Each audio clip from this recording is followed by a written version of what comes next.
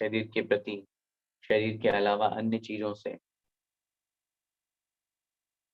ये सब कहलाते हैं हमारे 9 कर्म। जो भी वस्तुएं जिनसे भी हमको राग द्वेष हो रहा है, चश्मा दिखा, हाँ ये अच्छा है, मैं राग हो गया।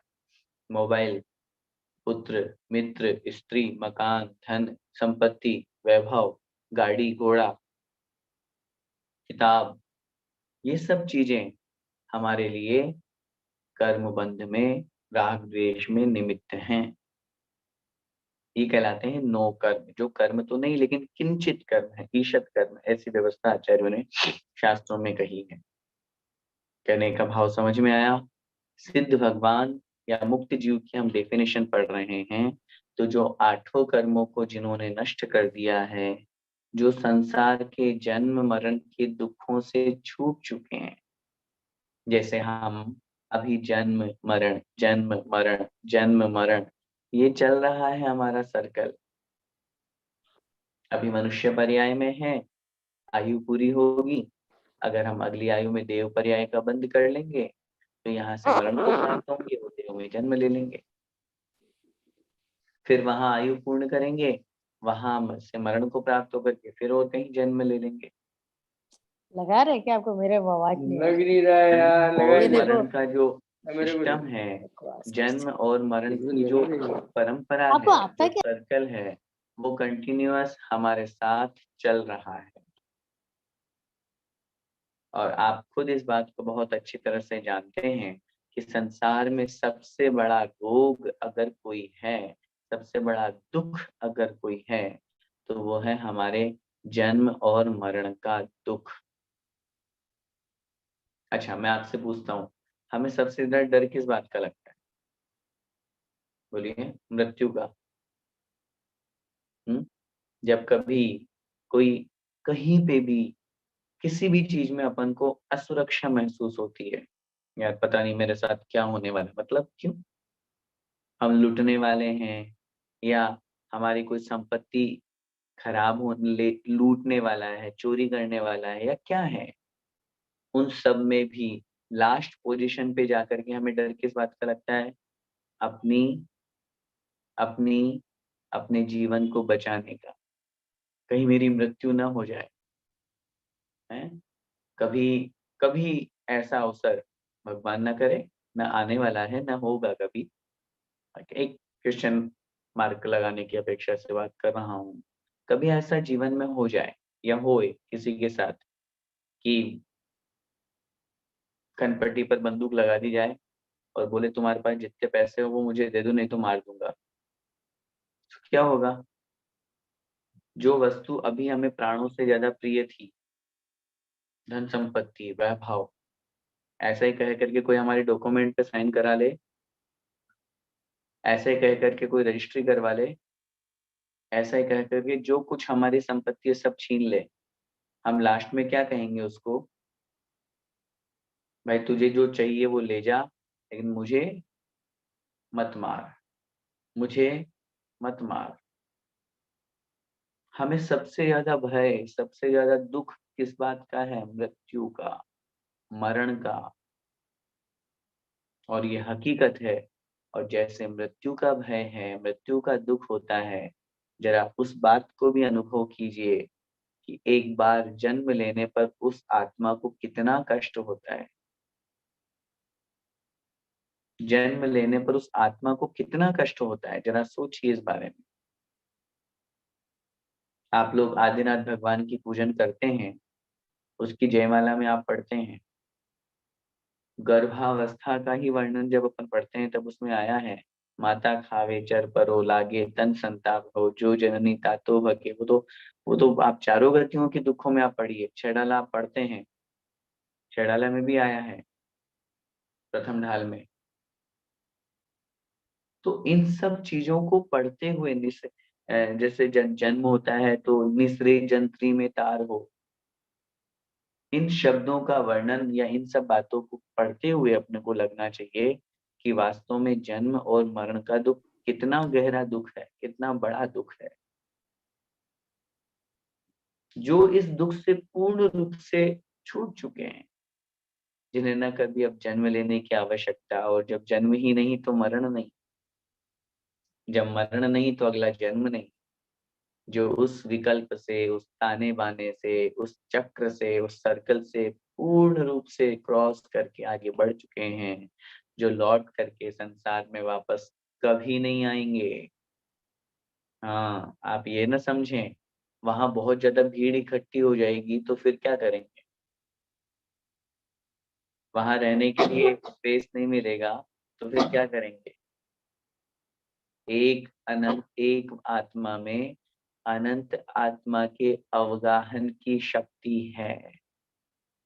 कितने हैं सिद्ध भगवान? अनंतानंत, अनंतानंत।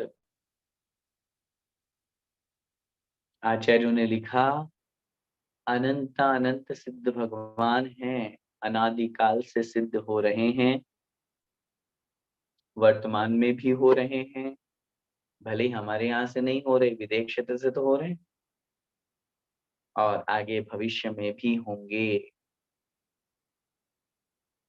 सिद्ध भगवान कभी मुक्त, या जो जीव साधना करता है मुनि महाराज, 6 महीने 8 समय में 608 जीव नियम से मोक्ष को प्राप्त होते हैं, नियम से, 100% नियम से।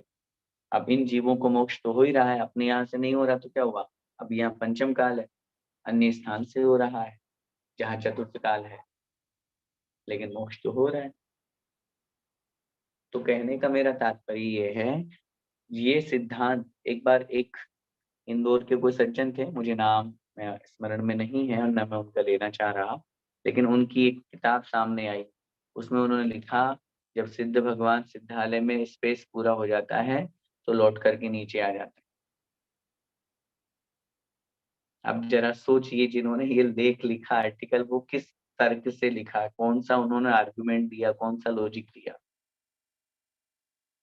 लौट के आने का रीजन क्या है? क्या उनके नया कर्म बंधेगा?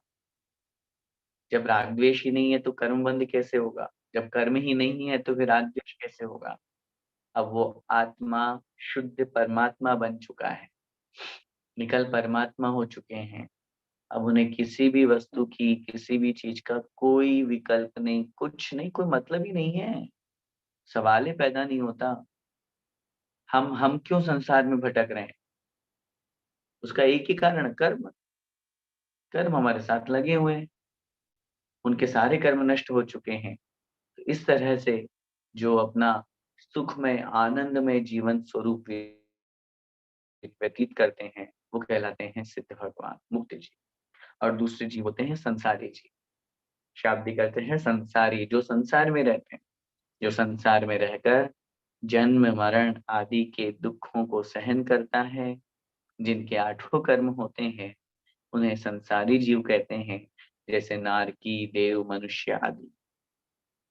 हम सब और जितने भी प्राणी हमको दिख रहे हैं, जितने भी प्राणी, वो सब, वो सारे के सारे संसारी हैं, जितने भी प्राणी। क्यों? सिद्ध भगवान तो दिखेंगे नहीं, यहाँ है ही नहीं, वैसे भी शुद्ध आत्मा दिखती नहीं है। शुद्ध क्या, हमारी अशुद्ध आत्मा ही हमें अपनी आंखों से नहीं दिखती, इंद्रिय गोचर नहीं है। तो कहने का मेरा भाव ये है, हमें अपनी आंखों से जो कुछ भी, जितने भी जीव दिखाई दे रहे हैं, वो सारे के सारे जीव कौन से हैं? संसारी जीव। जैसे हम जन्म मरण के दुखों को सहन करते हैं, जैसे हमारे कर्म लगे हुए हैं, जैसे हम कभी यहाँ जन्म लिया, कभी वहां जन्म लिया, ऐसे ही ये संसार के जितने भी प्राणी हैं, मक्खी, मच्छर, टिड्डी, भौरा, छिपकली, गाय, बैल, भैंस, जितने भी पशु हैं, पक्षी हैं, नारकी है, देव है, मनुष्य हैं, ये सारे के सारे संसारी जीव कहलाते हैं। और ये मान करके चलिएगा कि ये सिद्धांत और ये जो बात यहाँ पर कही जा रही है, हम ये सोचें, पता नहीं अगली पर्याय किसने देखी। बहुत लिस्ट से एक जो मॉडर्न सा क्वेश्चन होता है, अरे किसने देखा स्वर्ग नरक, किसने देखा तिर्यंच? क्या होता है, हम तो जो हैं सो अच्छे हैं। तो ये जीव जो पैदा हो रहे हैं, या जो अन्य पशु पक्षी हमें दिखाई दे रहे हैं, ये कहाँ से आए? ये भी तो कहीं से मरण को प्राप्त होकर के आए होंगे ना। जब कहीं जन्म होता है तो जन्म होना मतलब कहीं ना कहीं किसी का मरण हुआ है, तब तो जन्म होगा ना। किसी स्थान पर किसी का मरण होगा तभी तो जन्म होगा। तो यही सिद्धांत अपन को बहुत अच्छी तरह से समझना है कि निश्चित रूप से जन्म होना इट मीन्स पहले वो किसी न किसी पर्याय में था, जहां पर वो था वहां से वो मरण को प्राप्त हुआ और वहां से निकल करके उसका यहाँ जन्म हुआ। ऐसे ही जो जन्म मरण के दुखों को सहन करते हैं उन्हें हम कहते हैं संसारी जीव। आगे देखिए, मुक्त जीव और संसारी जीव में अंतर। मुक्त जीव के कर्म जन्म मरण और दुख नहीं होते, किंतु संसारी जीव के कर्म जन्म मरण और दुख होते हैं। यही इन दोनों में अंतर है। चार बातों की अपेक्षा से इन्होंने यहाँ पर अंतर बताया। कर्म जन्म मरण और दुख। लगाइए, आपको जो व्यक्ति दिख रहे हैं उनके कर्म है कि नहीं? है। बहुत क्लियर जी। कौन सा ऐसा व्यक्ति है जिसके कर्म नहीं है? अब आप बोलेंगे कर्म तो हमें दिखते ही नहीं है। बहुत बहुत सिंपल सी बात है। आप कहेंगे कर्म तो हमें दिखते ही नहीं, हम कैसे माने कि उसके कर्म है या हमारे कर्म है? हम आपसे निवेदन करते हैं, कर्म नहीं दिखते। उसका कारण यह है क्योंकि हमारी इंद्रिय गोचर नहीं है। चक्षु इंद्रियां, आंखों से हम नहीं देख सकते। मैं आपसे पूछता हूँ, वो इतने सूक्ष्म हैं, इतने सूक्ष्म हैं कार्बन वर्गणाएं, कि असंख्यात अणुओं से मिलके बना हुआ जो स्कंद होता है वो भी हमें अपनी आंखों से नहीं दिखाई देता। तो वे तो कितनी छोटे परमाणु वर्गणाएं हैं। एग्जाम्पल, मैदा होती है, उस मैदा का एक कण, सिर्फ एक कण की मैं बात कर रहा हूँ, कोशिश कर सकते हैं आप उस एक कण को निकालने की? बहुत मुश्किल होगा। मैं इस सिर्फ एक कण की बात कर। उसके अलावा कभी आप ध्यान दें, जब सूर्योदय होता है, सनरेज निकलती है, तो कभी खिड़की या इन सब चीजों के माध्यम से जब इनमें एक उजाला टाइप का एक प्रकाश आता है, तो आप उस किरण में देखो, जहां जितने पोर्शन में वो उजाला जा रहा है उसमें धूल मिट्टी के कण उड़ते हुए दिखाई देते हैं। कभी बहुत गौर से देखिए आप। और वो ही धूल मिट्टी के कण आपको छाया जहां आ रही है, जहां वो किरण नहीं जा रही है, उसमें नहीं दिखाई देती। इसका मतलब, इसका मतलब ये है कि वो धूल मिट्टी के कण तो वहां भी हैं, वहां भी हैं, लेकिन वो उस उजाले की सहायता से अपन को दिखाई दे रहे हैं। इसका मतलब कितना सूक्ष्म है एक कण। उस एक कण को आप पकड़ने की कोशिश कीजिए, देखने की कोशिश कीजिए, नहीं दिखेगा। वो उस रेज में इतनी ज्यादा, जैसे हेलोजन है या जहां बहुत ज्यादा वोट वाल्ट का प्रकाश मिलता है आपको, उस समय आपको दिख पाएगा वो। कारण वर्गणाएं तो बहुत सूक्ष्म है, कर्म तो बहुत सूक्ष्म है, हमें कैसे दिखाई देंगे? हम उसको सिर्फ अनुभव कर सकते हैं। एक काला है, एक गोरा है, एक छोटा है, एक बड़ा है, एक अमीर है, एक गरीब है। ये कैसे हुआ परिवर्तन? लोग कहते हैं भगवान ने बनाया। अरे भगवान क्यों कहे, क्यों किसी को ऐसा चित्र विचित्र बनाएगा? अगर भगवान को बनाना है तो सबको एक जैसा बनाएगा ना। लेकिन भगवान बनाते ही नहीं है ना, हमारे कर्म अपने आप को बनाते हैं। हमारे कर्म ही हमें आप स्वयं का निर्माण करते हैं। कौन कैसा उत्पन्न होगा? अब आप खुद सोचिए, पूरी दुनिया में, पूरी दुनिया में एक सेकंड में कितने बच्चे पैदा होते हैं? अब उस एक सेकंड में होने वाले सब बच्चों का भाग्य फिर एक जैसा होना चाहिए, लेकिन क्या कभी ऐसा होता है? हम्म। अब आप कहेंगे नहीं, सब अलग अलग स्थान पे होते हैं तो जगह का भी फर्क पड़ेगा। चलो मैं आपसे पूछता हूँ, मैं एक ही जगह मान लीजिए, एक ही, फॉर एग्जाम्पल भारत, और भारत में भी एक ही हॉस्पिटल होता है कि नहीं? आप बड़े बड़े हॉस्पिटल्स में जाइए, एक दिन में कितने बच्चे होते हैं? एक एक दिन में, मैं कह रहा हूँ 1 मिनट में, 1 घंटे में कितने बच्चे होंगे? कुंडली जो बनेगी वो एक एक समय के हिसाब से बनेगी, वहीं पे बनेगी। फिर भी सबका भाग्य अलग अलग है, फिर भी सबकी बुद्धि अलग अलग है। टीचर क्लास में 40 बच्चों को पढ़ा रहे हैं, 100 बच्चों को पढ़ा रहे हैं, एक जैसा पढ़ा रहे हैं, सब एक जैसा क्यों एक्सेप्ट नहीं कर पा रहे? इसका मतलब कर्म अलग अलग है। वही कर्म है, इस बात को अपने को अनुभव करना होगा। हमें सुख दुख की जो सामग्री मिलाते हैं, हमें अच्छा फील कराते हैं, सातावेदनी का उदय है, पुण्य का उदय है, पाप का उदय है, तो ये सारे के सारे कर्म हैं। तो मुक्ति जीव और संसारी जीव में यही अंतर होता है कि जिनके ये कर्म होते हैं, जो सुख दुख का वेदन करते हैं और जो जन्म मरण के दुखों को भोगते हैं, सॉरी मिक्स हो गई परिभाषा, मुक्ति जीव की अपन बात कर रहे हैं। तो जिनके कर्म नहीं होते हैं, जो सुख दुख का वेदन नहीं करते हैं, जन्म मरण के दुखों को नहीं भोगते हैं, वो कहलाते हैं हमारे सिद्ध भगवान या मुक्त जीव। और जिनके कर्म लगे हुए हैं, जो सुख दुख का वेदन करते हैं, जो जन्म मरण रूप दुखों को ग्रहण करते हैं, वो कहलाते हैं संसारी जीव। अब संसारी जीव के भी दो भेद आगे कह रहे हैं। संसारी जीव के दो भेद हैं, स्थावर जीव और त्रस्त जीव। स्थावर जीव और त्रस्त जीव। अब अपना नंबर किस में आने वाला है वो भी इसमें समझ में आएगा।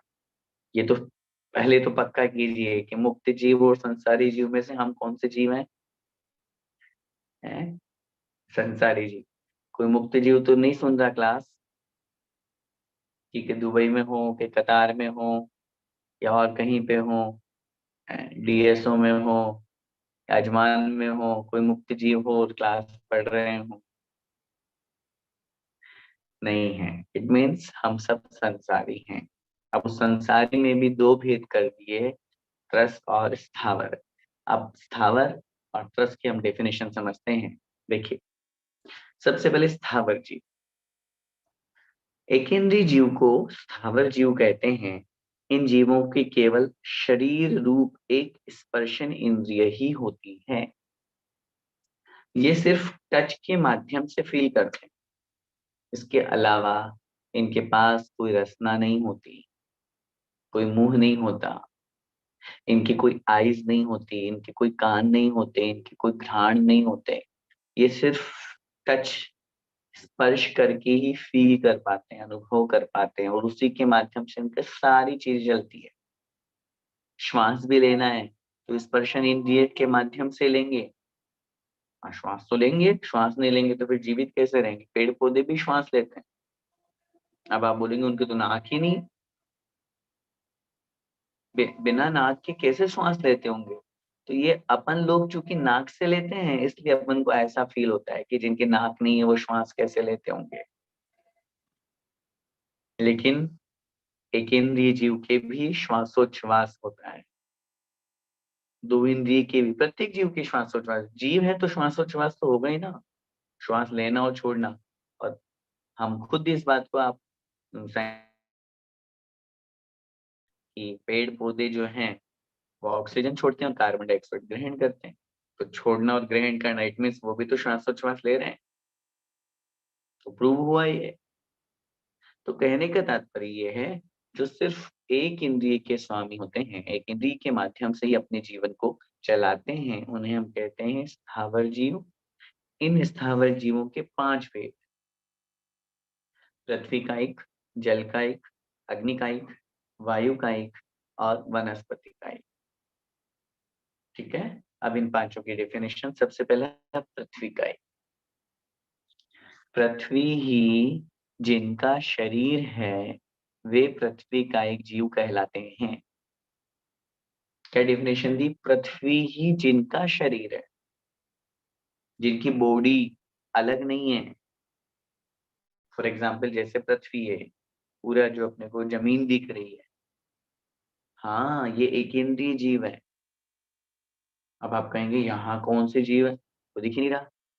नहीं, पृथ्वी ही जिस जीव का शरीर है, वो पृथ्वी ही एक इंद्रिय जीव है। तभी तो मना किया जाता है कि फालतू में भूमि को मत खोदो, जीवों की हिंसा होती है।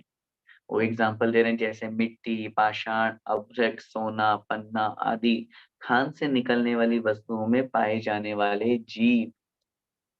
ठीक है, आपने गोल्ड निकाल दिया, निकालने के बाद में आपने उसको साफ किया, गर्म किया, निकल गया सब। अब आप जो उसके आभूषण पहना रहे हैं, सब कुछ बन रहे हैं, वो उसमें जीव नहीं है। लेकिन जब तक वो माइंस में है, तब तक उसमें एक इंद्रिय जीव है।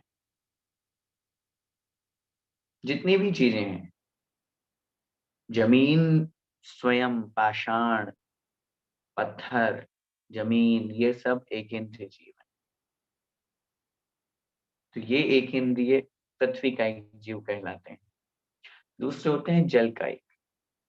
जल ही जिनका शरीर है, वे जल का एक जीव कहलाते हैं, जैसे बर्फ, ओला, पानी आदि में पाए जाने वाले जीव। अब ध्यान से देखना एग्जाम्पल, पानी में जो जीव होते हैं, जो माइक्रोस्कोप से दिख सकते हैं, जो चलते फिरते हैं, वो है त्रस जीव। जो साइंस ने प्रूव किया है कि एक बूंद अनछने पानी में कितने जीव होते हैं, 36,450। वो जीव है त्रस जीव। स्थावर नहीं है, स्थावर को तो कोई पकड़ ही नहीं सकता। क्यों? स्थावर की डेफिनेशन क्या बनाई, जल ही जिसका शरीर है। अब आपने जल लिया, एग्जाम्पल से समझिए। आपके ग्लास आपके ग्लास में पानी है, आपने उस पानी को छान लिया। छानने से क्या हुआ, उसमें जो त्रस जीव थे वो छन्ने पे आ गए, और नीचे जो पानी आपके निकला वो आपका है एक इंद्रिय रूप, जो जल का एक जीव वाला। उसमें त्रस तो रहे नहीं, 2 इंद्रिय, 3 इंद्रिय, 4 इंद्रिय, पंचेंद्रिय, वो छन गए। अब आपके पास जो ग्लास में छना हुआ पानी है, वो है जल कायिक। जल ही जिस जीव का शरीर है, एक इंद्रिय। अब आपने उस पानी को बॉईल कर लिया, गर्म कर लिया, अच्छे से कर लिया, तो क्या हुआ, उन एक इंद्रिय जीवों का भी वहां से मरण हो गया, एक इंद्रिय जीव वहां से चले गए। अब आपके पास में जो जल आया है हाथ में, अचित्त जल, गर्म किया हुआ जल, ये है अचित्त माने शुद्ध, पूर्ण रूप से जीव रहित। अब इसमें एक इंद्रिय भी नहीं, अब इसमें जल का एक भी नहीं है। क्यों? जल ही जिस जीव का शरीर है। तो जिन जीवों ने अपने आप को उस जल में बना रखा था, अचित्त होने पर, अग्नि के संयोग होने पर, उन जीवों का वहां से मरण हो गया और वो कहीं अन्यत्र जन्म ले लिए। अब आप बोलेंगे फिर तो वो एकेंद्रीय जीवों की जो बॉडी है वो उसी में होगी, जैसे लट, केंचुआ आदि, अगर कोई मर जाए तो उसका शरीर वहीं रह जाता है। उत्तर मिलेगा, क्योंकि त्रसजीव तो अपन ने पहले निकाल दिए, तो वो तो छन गए। अब यहाँ जो अपन ने पानी आया था, इसमें त्रसजीव तो थे नहीं, और एकेंद्रीय जीव मात्र थे। तो एकेंद्रीय जीवों की बॉडी नहीं होती, एकेंद्रीय जीवों का शरीर अलग नहीं होता। अभी अपन ने क्या बोला, जल ही जिसका शरीर है, और उनका जो शरीर है उसमें हाड़, मांस, खून, पीप, रक्त आदि ये नहीं पाए जाता। इसीलिए एकेंद्रीय जीवों की हिंसा से हमें त्रस हिंसा का दोष नहीं लगता। हम गृहस्थ में रहते हुए चूंकि इससे नहीं बच सकते, कैसे बच सकते हैं? बिना पानी के, बिना अग्नि के, बिना भूमि खुदे हम रहेंगे कहाँ? इसीलिए आचार्यों ने कहा, हम एकेंद्रीय जीवों की हिंसा से नहीं बच सकते। हमें अपनी विवेक पूर्वक, अपने ध्यान करके, सावधानी से जितना हो सके बचने की कोशिश करनी चाहिए। बाकी त्रस जीवों की हिंसा अपन से ना हो, ये अपन विचार करें। एक लाइन अक्सर छैड़ाला में पंडित दौलत राम जी ने लिखी है, त्रस हिंसा को त्याग, वृथा थावर न संहारे। त्रस हिंसा को छोड़ करके और व्यर्थ में स्थावर जीवों की हिंसा मत कीजिए। आगे, अग्नि का एक जीव। अग्नि ही जिनका शरीर है, वे अग्नि का एक जीव कहलाते हैं। जैसे दीपक की लो, अग्नि, बिजली आदि में पाए जाने वाले जीव। हाँ, दीपक की लो, आपने दीपक जलाया, अब उसमें एक इंद्रिय जीव जल रहे हैं, वो एक इंद्रिय है लो। जलाया और तुरंत बुझ गई, अभी जीव पैदा नहीं हुआ। लेकिन अगर वो जल रहा है, जैसे लाइट अपन ने जला रखी है, एक इंद्रिय जीवों की हिंसा तो होगी होगी। पंखा चला रहे हैं आप, कूलर चला रहे हैं, ऐसे चला रहे हैं, तो लाइट, बिजली स्वयं एक इंद्रिय जीव है। और उसके माध्यम से वो फिर अलग बात है, उसमें त्रयजीवों की हिंसा, किसी में आप कूलर एसी आदि यूज करेंगे, पंखे में कोई त्रयजीव मरण को प्राप्त होने, वो अलग बात है। लेकिन ये जो है, ये स्वयं अग्नि का एक जीव कहलाता है। चौथे, वायु का एक जीव, वायु अर्थात हवा ही जिनका शरीर है, वे वायु का एक जीव कहलाते हैं। जैसे हवा, आंधी आदि में पाए जाने वाले जीव। हम जो श्वास ले रहे हैं, वो भी एक इंद्रिय जीव है, उसके बिना हम नहीं रह सकते। इसलिए मैंने आपसे निवेदन किया कि एक इंद्रिय जीवों की हिंसा से हम नहीं बच सकते। फिफ्थ है, 5वें नंबर का है, वनस्पति का एक। वनस्पति ही जिनका शरीर है, वे वनस्पति का एक जीव कहलाते हैं। जैसे वृक्ष, लता, फल फूल आदि में पाए जाने वाले जीव। अब पेड़ पौधे में जो जीव पाए जाते हैं, उस अपेक्षा से वो कहलाते हैं वनस्पति का एक जीव। अब ऐसा कोई जीव नहीं है, ऐसा कोई पेड़ पौधा नहीं है जिसमें जीव ना हो। आपके गार्डन में या कहीं पे भी, आप ग्रीनरी में कहीं पे भी अगर एक फूल भी उगा है, एक लीफ भी आई है, वो एक इंद्रिय जीव है, वनस्पति का एक। हम जो सब्जियां उपयोग करते हैं, फ्रूट्स जो हम खाते हैं, वेजिटेबल्स जो हम यूज करते हैं, वो सब वनस्पति का एक जीव है, एक इंद्रिय है। इस तरह से ये 5 प्रकार के स्थावर जीव होते हैं। हम सब इनका उपयोग प्रतिदिन करते हैं। हम इनकी हिंसा से नहीं बच सकते हैं। लेकिन इससे आगे आगे और चैप्टर अपन पढ़ेंगे जिसमें त्रस जीवों के बारे में बताया जाएगा। इससे अपर 2 इंद्रिय, 3 इंद्रिय, 4 इंद्रिय और पंच इंद्रिय, ये जो जीव होते हैं, ये कहलाते हैं त्रस जीव। लट, चींटी, केंचुआ, जोंक, मक्खी, मच्छर, टिड्डी, भोरा, गाय, बैल, भैंस, पशु पक्षी जितने भी हैं, ये सब त्रस जीव हैं। तिर्यंचों में, मनुष्यों में अपन त्रस जीव हैं, देव और नारकी त्रस जीव हैं। इनकी हिंसा से अपन बच सकते हैं, इनको नहीं मारे विद इंटेंशनली। लेकिन एकेंद्रीय जीवों की हिंसा से हम कैसे बचेंगे बताइए? नहाना जरूरी है, जल का उपयोग, लाइट के बिना काम नहीं चलता है? इसके अलावा बिना श्वास लिए कैसे चलेगा काम? बिना वनस्पति खाए हाँ चल तो सकता है, अब अपन नहीं चला पाते हैं, वो अपनी मजबूरी है। नहीं तो आचार्य श्री का तो चल रहा है। कोई कहे कि हाँ नहीं चलता, और हम कहेंगे आचार्य श्री का तो चल रहा है। आचार्य श्री तो वनस्पति का उपयोग ही नहीं करते हैं। तो कहने का तात्पर्य, अपन को जो उद्देश्य है वो यही समझना है कि जिन चीजों से हमारा विशेष प्रयोजन नहीं है। अब लाइट है, अब अपन उस रूम में बैठे ही नहीं है, पहले बैठे थे, अब जब बाहर निकले तो अपन लाइट, पंखा, एसी सब ऑन है। अब कितने जीवों की हिंसा हो रही सोचिए, व्यर्थ में। हम कहीं पे घूमने गए, अरे घूमने गए तो गार्डन में जरूरी क्या घास पे चले? घास पे जाने पे कितने जीवों की हिंसा होती है। एक लीफ के ऊपर आपने पैर रखा, स्थावर जीवों की, वनस्पति का एक जीव की तो हिंसा हुई, और उसके साथ में जितने भी छोटे छोटे मच्छर थे, छोटे छोटे जीव थे, सब मर गए पैरों के नीचे कुचल करके।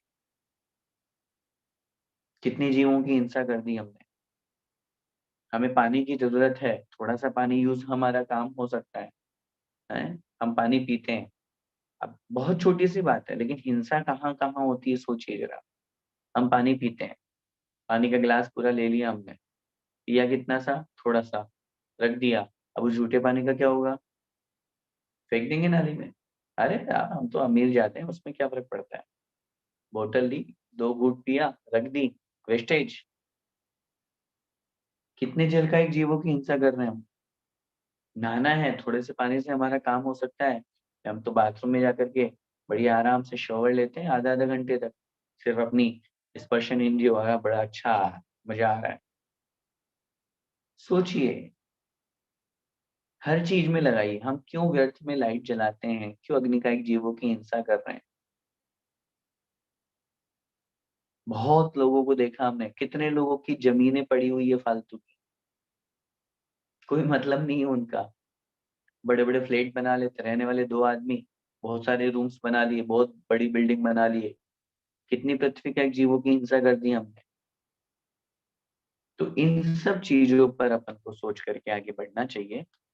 अपना पढ़ने का मूल उद्देश्य वही है। सिर्फ ये नहीं कि अपन को हाँ भाई नॉलेज हो गई, नहीं। हमने प्रैक्टिकल क्या किया? हम कैसे उन जीवों की हिंसा से बचे? बहुत बड़ी बात है। कभी और विषय आएगा तो ज़रूर बताऊँगा। सोचिए ये सब मूक प्राणी हैं, नहीं बोल सकते ये। आप गए और आपने किसी पेड़-पौधे को काट दिया, फूल को तोड़ लिया।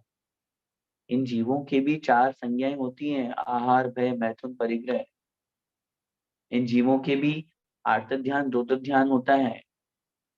ये सोचते हैं इसने आज ये फूल तोड़ा है, मैं मेरे शरीर से एक टहनी तोड़ दी, मेरा एक हाथ तोड़ दिया इन्होंने।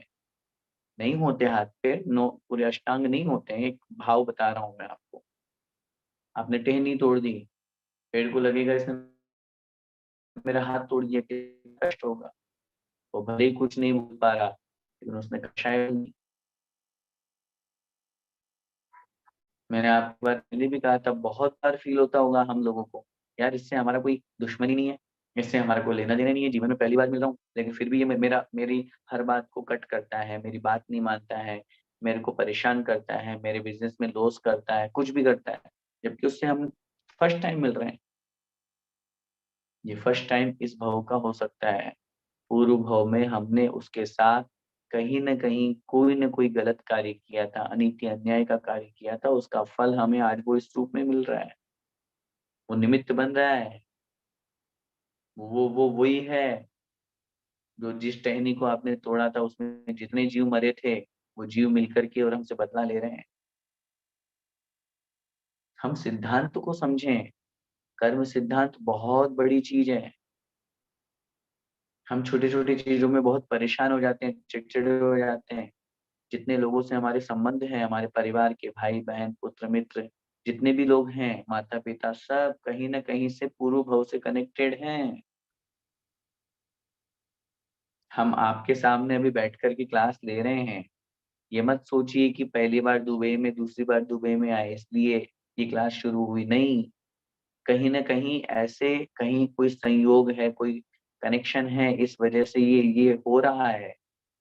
नहीं तो ऐसे बहुत से ऑफ़र आए और चले गए, बहुत से निमित्त आए और निकल गए।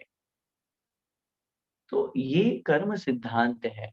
हमारा एक ही लक्ष्य जीवन का प्रत्येक जीव का होना चाहिए। मेरे निमित्त से किसी भी जीव को कोई कष्ट ना हो, चाहे वो एकेंद्रिय हो, चाहे पंचेंद्रिय हो। चलिए आगे बढ़ते हैं। ये तो हुई जीव की बात सामान्य, त्रिजीव की चर्चा ये लोग आगे करेंगे। अब अजीव का लक्षण और दृष्टांत कह रहे हैं, जिसमें जानने देखने की शक्ति नहीं होती तथा जो सुख-दुःख का वेदन नहीं कर सकता है, उसे हम कहते हैं अजीव। और जितनी भी चीज़ें हमें दिख रही हैं, मकान है, मोबाइल है, बुक है, कपड़े हैं, कोई भी चीज़ें, जितने भी अपन को जिसमें कोई जानने देखने की शक्ति नहीं है। अब आप किसी को चाँटा मारेंगे तो उसको तो दुःख होगा, लेकिन आप मोबाइल को चाँटा मारो, टेबल को मारो, पंखे को मारो, कपड़े को फाड़ो, कोई फ़र्क नहीं पड़ रहा, उसको कौन-सा सुख-दुःख का अनुभव हो रहा है। तो ये सब चीज़ें क्या कहलाती है? अजीव कहलाती है। अब जीव और अजीव में अंतर बता रहे हैं कि जीव में जानने और देखने की शक्ति होती है, किंतु अजीव में जानने और देखने की शक्ति नहीं होती, यही दोनों में अंतर है। ये प्रारंभ में भी बता दिया था और अंत में भी इस चैप्टर का जो एंडिंग कर रहे हैं, वो इसी के माध्यम से कर रहे हैं। इस प्रकार आज का अपना जो ये चैप्टर है, ये पूरा हुआ। आज अपन ने जो महत्वपूर्ण बात यहाँ पर समझी, वो यही है कि जीव और अजीव ये 2 ही चीज़ संसार में हैं और इन्हीं दोनों के माध्यम से पूरा का पूरा संसार टिका हुआ है, चल रहा है।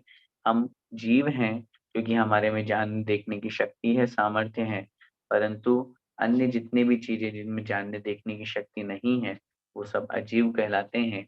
अपन सौभाग्यशाली हैं कि अपना एक जीव द्रव्य है। द्रव्य तो और भी है ना, उद्गल, धर्म, धर्म, आकाश, काल। तो कोई भी वस्तु जो पुद्गल है, ये तो है नहीं कि पुद्गल कभी जीव बन जाए और जीव कभी पुद्गल बन जाए, वो तो वो ही रहेंगे। लेकिन उसमें भी ये सौभाग्य है कि हम पृथ्वी का एक, जल का एक, अग्नि का एक, वायु का एक और वनस्पति का एक में उत्पन्न नहीं हुए। हम त्रस्कायिक बने, पंचेंद्रिय बने, संगी बने, मनुष्य बने, जैन कुल में हमने जन्म लिया। ये सर्वोत्कृष्ट सौभाग्य है, इससे ऊपर कोई सौभाग्य नहीं है।